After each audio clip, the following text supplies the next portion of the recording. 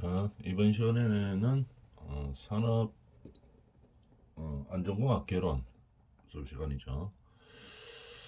자, 내용을 보면은 우리나라의 산업재해 발생 현황에 대해서 조사한 내용입니다. 한번 살펴봅시다. 우리가 사업장에 재난 안전 관리를 할 때 어느 정도의 산업에서 어떻게 안전재해가 발생하는지, 산업재해가 발생하는지 좀 알고 그렇게 해야 되겠죠. 여기 보면은 20년도 우리 현황입니다. 자, 재해자, 업종별 재해자 현황을 보면 어, 우리가 업종을 광업, 제조업, 건설업, 전기가스업, 운수창고통신, 임업, 기타 사업 이렇게 기타는 이제 모두 이 위에 거 나머지를 다 묶은 거죠. 그러면은 지금 이렇게 업종 분류한 하나, 둘, 셋, 넷, 다 여섯 가지가 이제 발생 빈도가 좀 높다고 볼 수가 있겠죠. 이 자료를 보면은 업종별 재해자입니다. 재해자 숫자만 따지는 항목이고 요거는 이제 재해 중에서 사망자를 나타내는 현황입니다. 그러면은 우리가 재해를 산업재해가 당해지면 뭐 좀 작은 규모의 재해가 있을 수도 있죠. 아니면 큰 재해가 있을 수도 있고. 그래서 그 기준에 맞춰서 우리가 어떤 계획을 잡고 안전관리를 해야 되겠죠. 자, 그래서 뭐 한번 볼까요? 자, 강업의 건수는 재해자 발생 건수가 1292건이네요. 작년에 20년도에 1292명입니다. 그 다음에 제조 14,259명, 한 15,000명 정도 되네요. 그 다음에 건설업이 한 13,000명 정도 되고, 전기가스가 한 50명, 운수창고가 한 3,500명, 임업이 한 600명 정도, 이렇게 됩니다.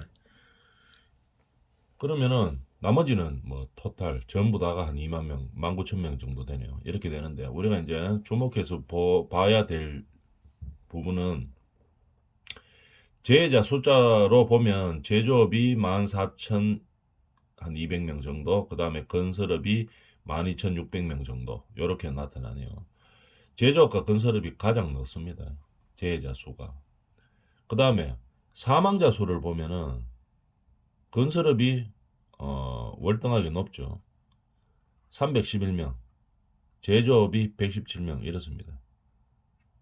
항상 우리나라의 산업 구조로 보면은 산업재해가 가장 많이 발생하는 것이 제조업과 건설업입니다. 그 중에서도 건설업은 사망사고가 많은, 중대사고가 많이 일어나는 편이죠. 우리가 이제 통계를 봐서도 이제 알 수 있겠죠. 여기에서 우리가 착안해 볼 수 있는 점은 그러면은 우리가 이 산업재해를 방지하고 우리나라의 근로자의 건강보호와 산업재해를 방지하려고 하면은 어느 부분에 집중해야 되겠습니까? 생각해 보면은 건설업과 제조업에다가 집중해야 되겠죠. 사고가 많은 쪽에다가 우리가 집중을 해서 우리 산업 안전을 진행을 해줘야 되겠죠. 산업보건도 마찬가지고. 그러다 보니까 어, 많은 인력과 많은 정책 지원들과 그 다음에 뭐 안전이 잘 되려고 하면 뭐가 지원이 많이 돼야 되겠습니까? 금액적으로 지원이 많이 돼야 되겠죠. 이런 것들이 가장 높은 항목이 어디겠습니까? 당연히 건설업과 제조업이 되겠죠. 여기 있는 거. 건설업과 제조업이 된다. 이렇게 되겠습니다. 그래서 우리 교과목이나 아니면 뭐 자격증 시험이나 이 모든 구성도 건설업과 제조업 쪽에 가장 많이 비중을 두고 있죠. 왜냐하면 저기서 안전사고가 가장 많이 일어나기 때문에인 겁니다. 그래서 우리가 이 통계를 의미 있게 한번 잘 생각해 보도록 합니다. 그래서 어떤 분야로 내가 적성에 맞는 이런 안전관리나 보건관리를 하기 위해서 어느 쪽 분야로 진출하는 것이 가장 어, 내 적성에 맞을지 이런 부분들을 쭉 보면서 이제 생각을 해줘야 되겠죠. 왜냐하면 안전관리나 보건관리는 우리나라의 산업 중에 모든 분야에 필요한 산업이죠. 한 산업에 딱 필요한 게 아니고 모든 분야에 필요합니다. 그렇기 때문에 자기 적성에 맞는 그리고 지금의 상황에 맞는 이 산업별 제 상황에 맞는 그런 업종에 이제 취직을 하거나 뭐 사업을 하거나 이런 식으로 잘 생각을 해줘야 되겠죠. 그래서 업종별 산업재해 발생 현황에 대해서 알아봤습니다.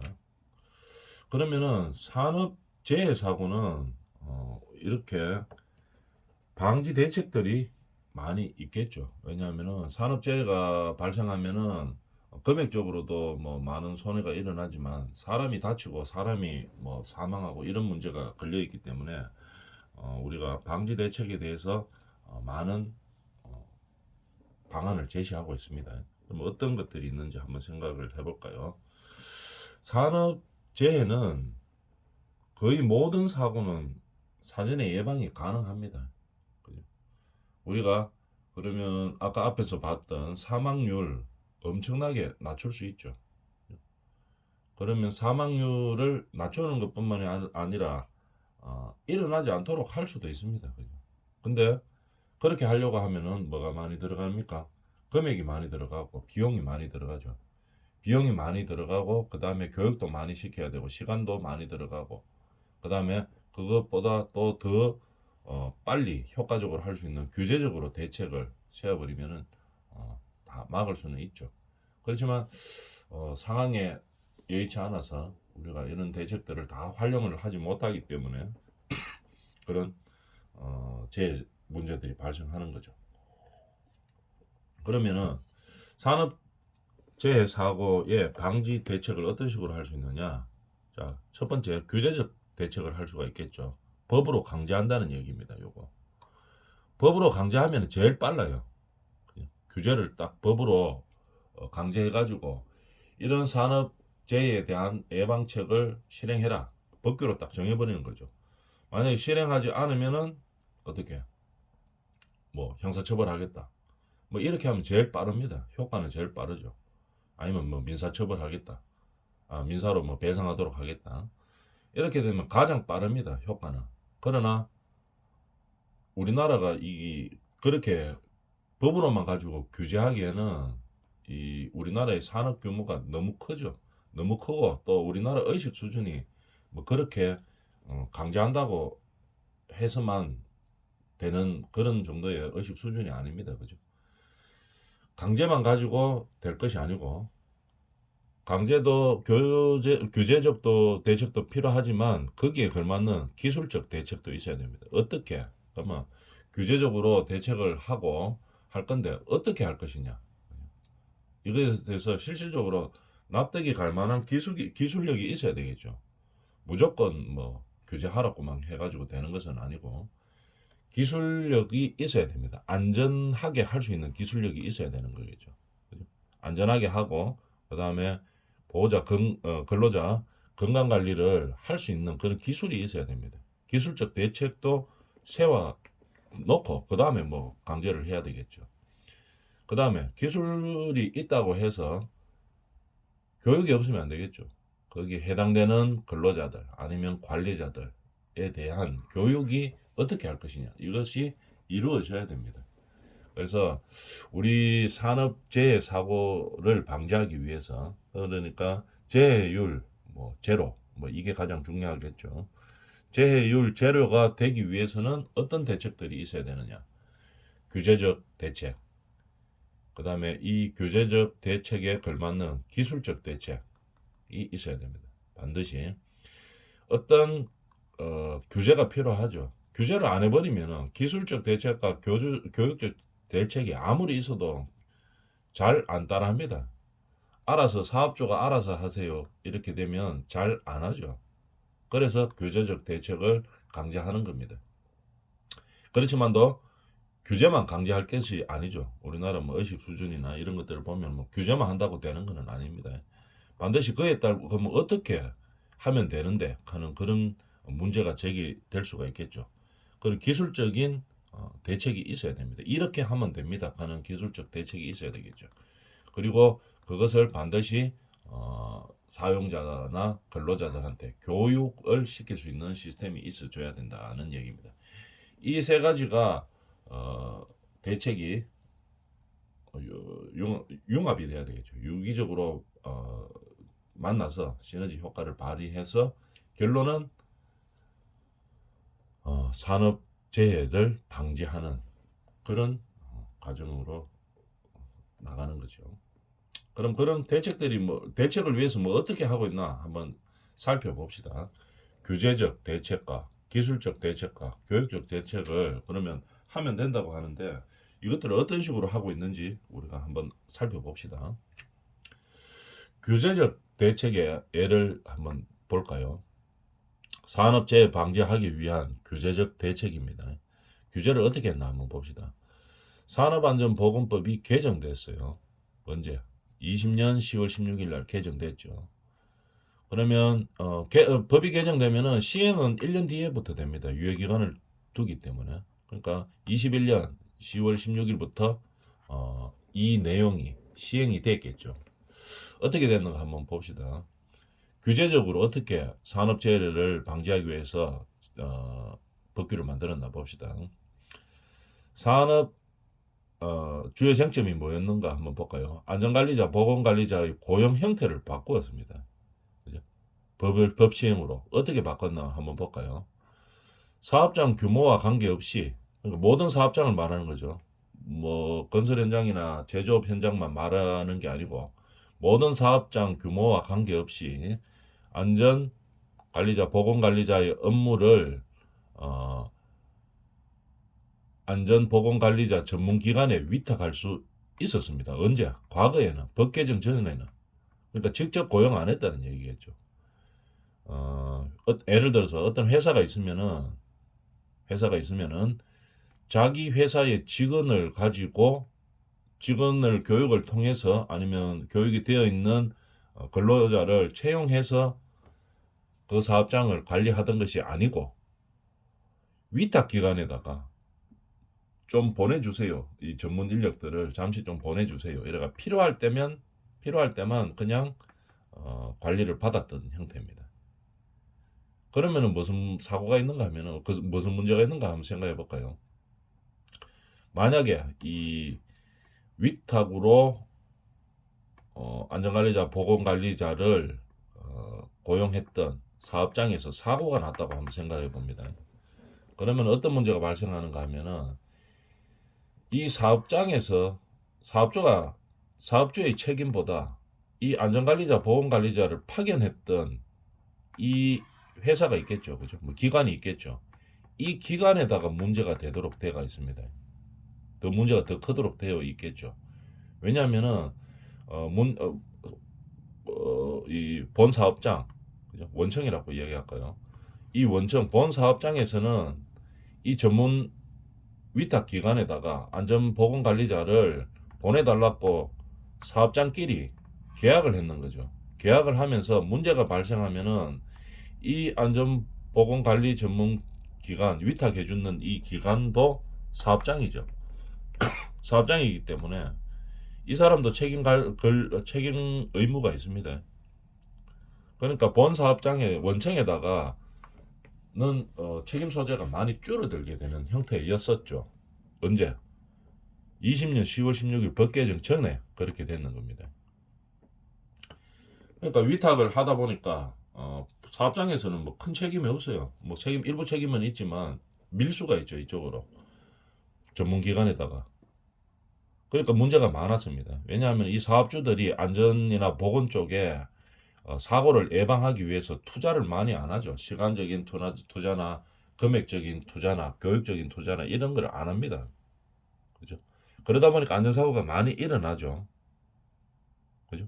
그렇게 하다 보니까 어떻게 됐습니까? 우리나라 정부에서 이렇게 운영을 하다 보면은 이 위탁을 허용하던 이 시절로 이렇게 허용을 하다 보면은 이 안전사고가 많이 발생하겠다 이제 결론을 내리고 법을 바꿨습니다. 20년 10월 16일 날 법을 바꾸죠. 어떻게 바꿨나 한번 볼까요? 이거 나오네요. 20년 10월 16일 개정돼 가지고 시행은 21년 10월 16일 날 되죠. 어떤 식으로 바꿨는가 하면은 안전관리자와 보건관리자를 법 개정 전에는 위탁할 수 있었죠. 위탁 고용할 수 있었습니다. 그러니까 안전관리자, 보건관리자를 전문으로 파견하는 기관들이 있었습니다. 그런데 이제 그게 안 되는 거죠. 반드시 직접 고용해야 됩니다. 그죠? 어떻게 되는가 하면은 일정 규모 이상 되는 업체에서는 뭐 모든 사업장을 아직까지는 그렇게 하지는 못하고 일정 규모 이상이 되면은 반드시 직접 고용해야 되는 형태로 바뀌었습니다. 21년 10월 16일부터. 그 규모가 얼마나 되나 한번 볼까요? 안전관리자와 보건관리자에 따라서 조금 다릅니다. 건설업은 공사금에 왜냐하면 고정 인원이 별로 없죠. 이 변동성이 많습니다. 건설업은 토목도 마찬가지지만 그래서 인력으로 판단하기에는 좀 무리가 있기 때문에 건설업은 공사 금액으로 판단합니다. 120억 이상일 때 1명 안전관리자. 그 다음에 보건관리자는 800억 이상일 때 1명 이렇게 고용하도록 건설업 쪽에서는 공사 금액으로 법으로 명시했습니다. 근데 120억 정도 공사 같으면은 별로 큰 공사 아니죠. 보통 우리가 공사하는 기준으로 봤을 때 연면적으로 기준으로 했을 때 뭐 우리가 다니면서 조금 볼 수 있는 조금 큰 건물들 있죠. 뭐 한 500평 정도 되는 거, 뭐 600평 정도 되는 거, 이 정도 되면은 이 정도 됩니다. 아직 500평이 아니구나. 그러면 한 평에 한 2억 잡으면 그죠. 평수로는 뭐 좀 나눠봐야 되겠죠. 대충 우리가 그렇게 큰 규모의 건물들은 아니죠. 공사 금액은 뭐 짓는 것마다 조금씩 다르기 때문에 120억 정도 공사 같으면은 뭐 큰 공사는 아니죠. 조그만 공사입니다.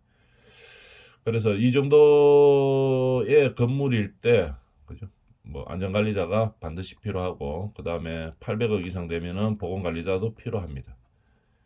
그 다음에 제조업에서는 상시인은 제조업에서는 상시 고용 인원이 300인 이상일 때는 반드시 필요한 거죠. 그래서 쉽게 말하면 건설업은 한 금액으로 해야 되기 때문에 한 120억 이상 정도 되면 안전관리자가 필요하고 그다음에 보건관리자는 한 800억 이상 정도 되는 공사에서는 필요하고 그다음에 기타 나머지 제조업들이나 뭐 이런 것들 다른 업체 모든 업체를 말하는 거죠. 이거는 상시 근로자가 300인 이상이면 반드시 필요합니다. 그런데 문제는 이제 300인 이상이면은 3천 명도 있고 뭐 3만 명도 있죠. 그 근로 현장에서 사업장이. 그럼 300명 이상이면 무조건 한 명만 있으면 되나? 그거는 아닙니다. 요 나오죠. 공사 금액 및 상시 근로자 수 증가에 따라 의무적으로 법적으로 고용해야 되는 안전관리자와 보건관리자가 증가됩니다. 그죠?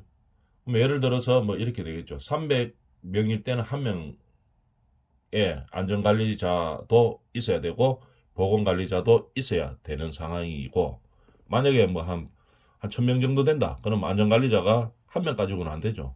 그 기준은 아직까지 뭐 세부 기준은 뭐 업종마다 조금씩 다를 수는 있겠지만 예를 들어서 뭐 안전관리자 한 3명 되고 보건관리자 3명 돼야 된다. 이제 이런 식으로 우리가 규정을 보통 해놓습니다.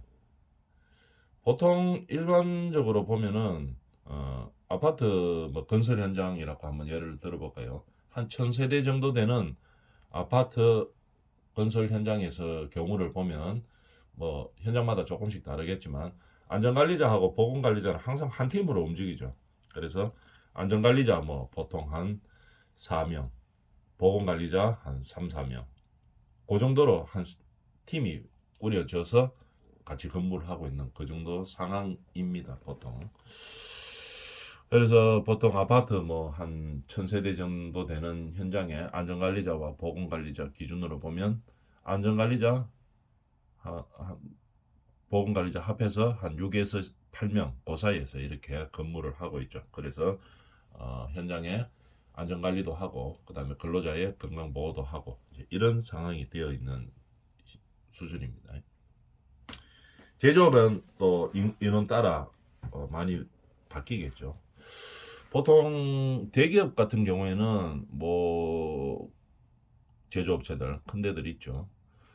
그런 데는 보통 이 기준을 조금 더 강화했습니다. 중대재해법이 조금 더 강화되고 난 다음에 안전관리자 기준을 보통 법은 300명인데 보통 한 200명당 한 명씩 그렇게 배정을 해가지고 공사를 이 안전관리를 하고 있습니다. 왜냐하면은 중대재해법도 있고 이렇기 때문에 오히려 더 법보다 더 강화해서 스스로 이제 그렇게 안전관리를 하고 있죠. 그런 대기업들이 바뀌고 있는 추세입니다. 대기업이라고 하면 뭐 S 그룹 뭐 이런 그룹들을 말하겠죠. 그런 유사한 그룹들을 말하는 거죠. 그렇게 자체 강화를 시키는 그룹들도 많다 하는 거, 기업들도 많다 하는 거 알아주면 되겠습니다. 그래서 결론을 내보면은 법 시행 이전에는 위탁 고용이 가능했었는데 안전관리자와 보건관리자를 법 시행 이후에는 일정 규모 이상이면은 반드시 자기 회사의 직원으로 고용을 해야 되는 겁니다. 그러면 자기 회사에 고용하면 직접 고용이 되면 무슨 효과가 있는가를 생각해 보면은 옛날에는 위탁 고용했으니까 책임 의무가 확 줄어들어요. 그 원청에서는 고용했는 위탁 고용했는 업체 측에서는 그렇기 때문에 안전이나 보건 쪽에 투자를 별로 안 하죠. 근데 이게 직접 고용으로 바뀌게 되면 어떤 효과가 있는가 하면은 자기 회사 직원이죠. 안전관리자와 보건관리자가 이제는 자기 회사 직원이다 보니까 문제가 발생하면은 자기 회사의 고용주가 책임을 져야 되겠죠. 그러니까 자기가 고용주, 사업주죠. 사업주가 자기 책임 소재가 좀 생기지 않게 하기 위해서 투자를 엄청나게 많이 하고 있는 상황으로 바뀌게 된 겁니다. 그래서 이 직접 고용이라고 하는 것은 중요한 거겠죠. 자, 그러면 규제적으로는 저렇게 대책을 세웠었고, 그럼 교육적으로는 뭐 어떻게 하고 있나 한번 볼까요? 미숙련자에 대한 안전 교육을 강화했고, 그 다음에 안전관리자 및 보건관리자의 자격 기준 강화로 전문성을 향상했습니다. 교육적인 대책. 그죠?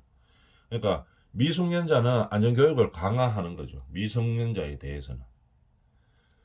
요점을 한번 볼까요? 안전교육은 새로운 근로자는 이 사업 현장에 딱 근로 현장에 딱 들어와가지고 일하다 보면은 숙달이 잘 안 돼가 있죠. 그러다 보니까 사고가 많이 납니다. 숙련자보다 훨씬 더 사고 날 가능성이 높죠. 통계를 보면은 6개월 미만 취업인 근로자들이 재해 발생률의 80%를 차지하고 있습니다. 그래서 그만큼 교육이 필요하다는 얘기겠죠. 숙련이 안 되어 있는 미숙련자들에 대한 교육이 필요하다는 얘기입니다. 그러면 미숙련자에 대한 교육을 어떻게 하면 가장 효과적인가? 여러 형태로 많이 해봤겠죠. 강습회도 하고 자담회도 하고 그다음에 뭐 반장들이 매일 이제 교육도 하고 이렇게 여러 가지 교육을 많이 해봤었습니다. 근데 가장 교육 효과가 높은 것은 매일 하면서 짧은 시간에 하면서 간단하게 하면서 머리에 팍 들어오는 형태. 여러 가지로 해보니까 결론은 이 만화 교육이 제일 좋다고 통계적으로 나와 있습니다. 만화로 사파를 그려서 안전의 위험성을 강화하는 것. 이게 이제 안전교육이 중요 효과가 높다고 나와 있는 상황인 거죠.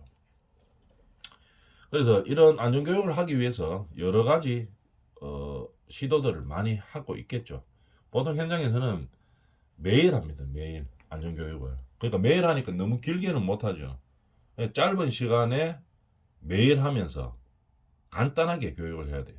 슬라이드를 보여준다든지 아니면은 뭐 도면을 어떻게 쉽게 이해할 수 있도록 그려가지고 뭐 만화 형태가 제일 좋겠죠. 한다든지 아니면 뭐 체험담을 한다든지 간단하게 교육을 해야 됩니다. 그렇지만 매일 해야 되는 게 중요하겠죠.